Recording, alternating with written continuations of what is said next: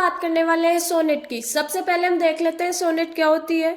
Sonnet एक special type की poem होती है जिसके अंदर 14 लाइंस होती है। सोनेट में यूजुअली राइम स्कीम का यूज किया जाता है। जो सोनेट होती है ये emotions, love, nature and philosophical ideas पर बेस्ड होती है। अब हम सोनेट के टाइप्स देख लेते हैं। फर्स्ट है पेट्रार्कन सोनेट, इसको इटालियन सोनेट के नाम से भी जाना जाता है। सेकंड है शेक्सपियरियन सोनेट, इसको इंग्लिश सोनेट के नाम से भी जाना जाता है। जो पेट्रार्कन सोनेट है इसका पेट्रार्कन नाम क्यों पड़ा, सबसे पहले हम ये देख लेते हैं। 13th सेंचुरी में इटली में जियाकोमो डा लैंटिनी ने सबसे पहले सोनेट को इन्वेंट किया था और इन्होंने 14 लाइंस की पोइम का जो फॉर्म है उसको इंट्रोड्यूस किया था सबसे पहले। लेकिन जो जियाकोमो डा लैंटिनी थे इसको इटली में ज़्यादा पॉपुलर नहीं कर पाए थे, जबकि जो पेट्रार्क थे इन्होंने इटली में इसको मोस्ट पॉपुलर बनाया और 14 लाइंस की पोइम को एक स्ट्रक्चर दिया। इन्होंने इसको ऑक्टेव प्लस सेस्टेट में डिवाइड किया। ऑक्टेव में 8 लाइंस होती है और सेस्टेट में 6 लाइंस होती थी। ऑक्टेव में पेट्रार्क प्रॉब्लम बताया करते थे और सेस्टेट में उसका सॉल्यूशन बताया करते थे।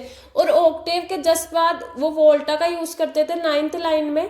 वोल्टा का मतलब होता है कि थॉट का चेंज होना, मतलब वो पहले किसी और चीज के बारे में बात कर रहे होते हैं और अचानक से आइडिया शिफ्ट हो जाता है या इमोशन शिफ्ट हो जाता है।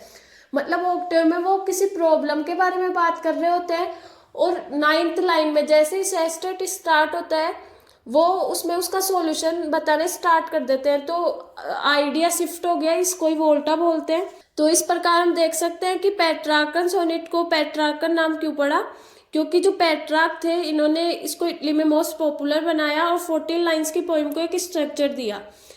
जो पेट्रार्कन सोनेट है इसके अंदर राइम स्कीम का यूज किया जाता है, वो है ABBA। मतलब ऑक्टेव की तो ये होती है और सेस्टेट की होती है CD। अब हम देख लेते हैं पेट्रार्कन सोनेट के एग्जाम्पल। जो फर्स्ट एग्जाम्पल है जॉन मिल्टन की एक सोनेट है, when I consider how my light is spent. Second है एलिजाबेथ बेरेट ब्राउनिंग की sonnet how do I love thee. अब हम बात कर लेते हैं शेक्सपियरियन सोनेट की। इसको इंग्लिश सोनेट के नाम से भी जाना जाता है।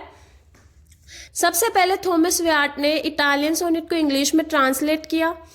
फिर हम देखते हैं अर्ल ऑफ सरे, इन्होंने सोनेट को मॉडिफाई किया और उसको एक फॉर्म दिया। मतलब पहले जो सोनेट थी ऑक्टेव प्लस सेस्टेट में डिवाइड होती थी, लेकिन इन्होंने सोनेट को 3 क्वार्टेंस प्लस 1 कपलेट में डिवाइड कर दिया।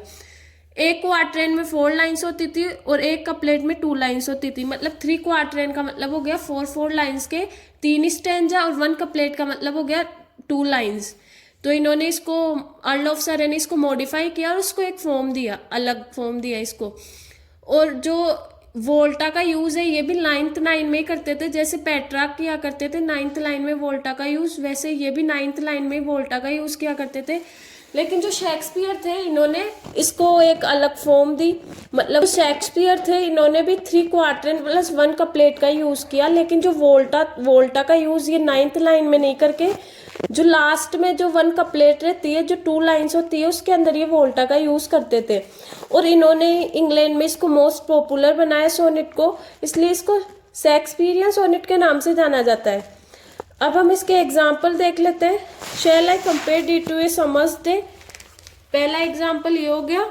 और ये जो शेक्सपियर की 18th सोनेट है।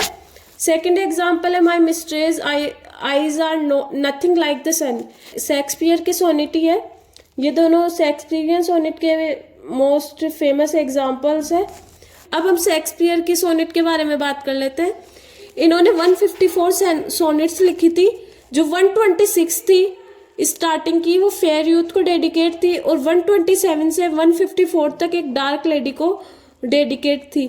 तो हम देख सकते हैं कि उन्होंने उस टाइम 154 सोनेट लिखी थी, तो उन्होंने कितना कंट्रीब्यूट किया था सोनेट में अपना, इसलिए इसको शेक्सपियरियन सोनेट के नाम से जाना जाता है। Thank you so much for watching this video.